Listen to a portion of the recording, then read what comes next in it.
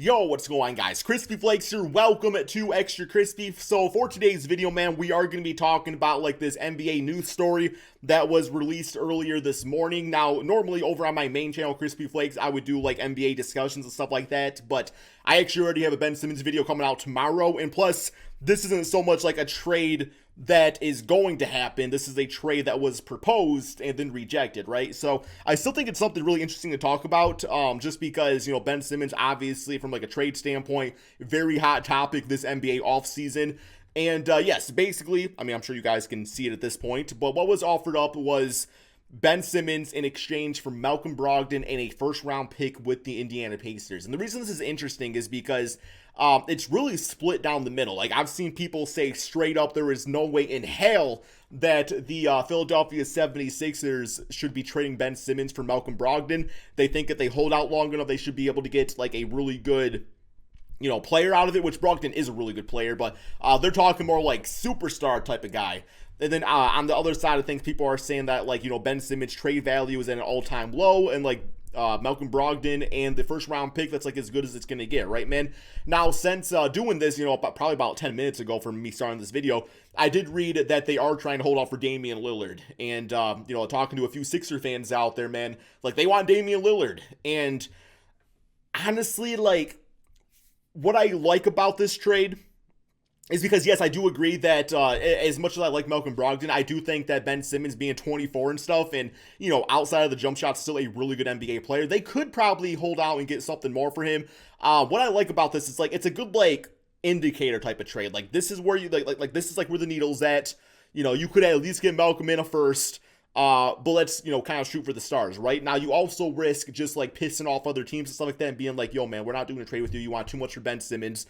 I think that was a pretty similar circumstance to the Houston Rockets and James Harden.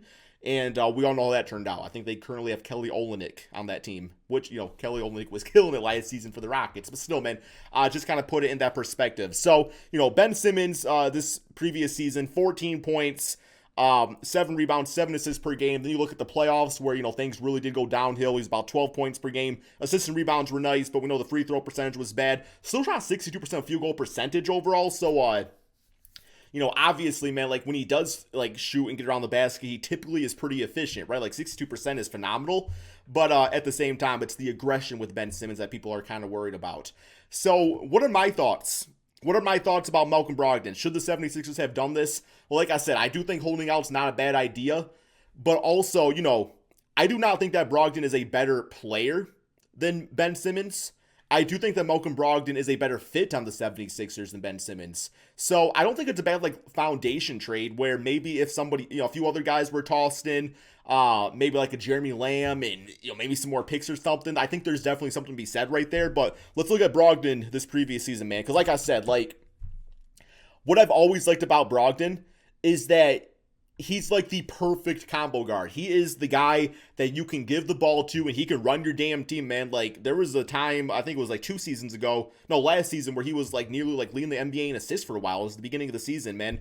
But also at the same time, he's somebody that's very comfortable playing off ball. And those guys are kind of rare because sometimes they either want to be the focus point or they only want to play off ball. They don't want those main basketball handling ability type of duties and stuff, right, man? But this previous season, like, 21 points, 6 assists, 5 rebounds per game, 45% field goal percentage, 39% from 3. That's the perfect player, not only to play next to like Seth Curry or Matisse Thybulle, but also playing opposite of Joel Embiid. Like, that is perfect, man, because he can literally do everything. You know, you can give the ball to Embiid in the post, and Malcolm Brogdon can move off ball and get open for the wide open 3, or, you know, he can make the play for him, take pressure off, you know, Embiid in the post, which is kind of a scary thing if you think about it, because we have never seen Embiid play basketball without having somebody take pressure off him from the guard spot at the point guard spot, right? Like, obviously, you know, like Shake Milton and Tyrese Maxey play at times and stuff, but for the most part, like, overall, and Embiid still put up those crazy-ass numbers that he put up last season. So can you imagine, like, that type of spacing, what it could bring to the team?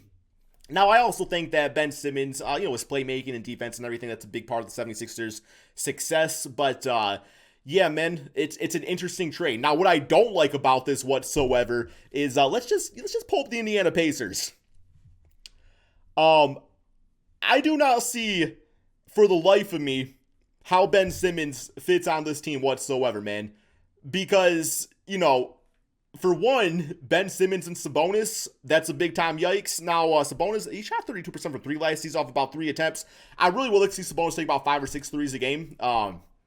I do think he has potential to actually be a better three-point shooter than what he really is. But, yeah, that spacing and slowness is kind of, with Sabonis, doesn't really mesh well with Ben Simmons. Now, Ben Simmons is very quick and stuff, but still. But also at the same time with Ben Simmons, it's like, if Simmons and Embiid couldn't really work on win a championship, I guess what makes you think that Ben Simmons and Sabonis could win a championship, man? But also, you also have, like, Caris LeVert on the team, that's another guy that I typically actually want the ball in his hands. I think that's where Caris LeVert's at his best. So that works out once again. Nice, very nice with Brogdon. But Ben Simmons, I don't really know how Ben Simmons can play basketball without the ball in his hands. I mean, I guess he could be a slasher to the basket, but typically, like, cutting off, like, the slashing lane's a lot easier when you know the guy is not going to shoot the shot, because you kind of have to, like, almost, like, hedge your bets defensively and stuff, man.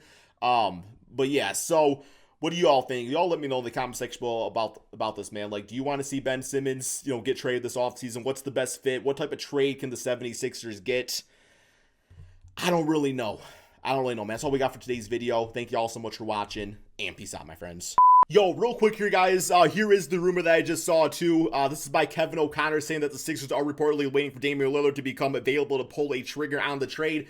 So, real quick here, I do want to go to the 76ers, and I want to see if I could personally come up with a decent Damian Lillard trade, man. If you are a fan of Damian or the Trailblazers, or the 76ers, you guys let me know in the comment section below if I just put together, like, the worst trade possible, man. Because, I don't know, like, oh, man, Damian is past 30. Like, that's something. And Ben Simmons is only 24.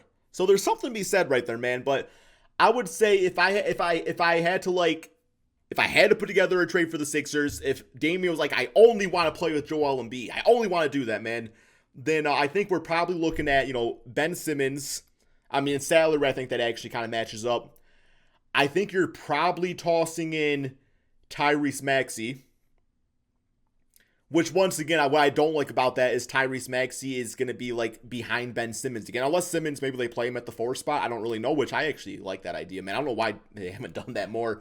Like, why not trade, like, Tobias or somebody like that and get, like, a really good point guard and then just put Ben Simmons at the 4 spot, kind of play like how they play Giannis in Milwaukee. But, yeah, we got Simmons, Tyrese Maxey. I think you're probably tossing in Matisse Thybulle or Shake. Either one, really, man. They're both good players. Like, you get the defense, you get the offense rate. I'm going to say Matisse Thybulle and, like a first-round pick. I think that should be enough to get you Damian Lillard. I think, man. You guys let me know in the comment section below, though. Could be a bad trade. Could be a bad trade.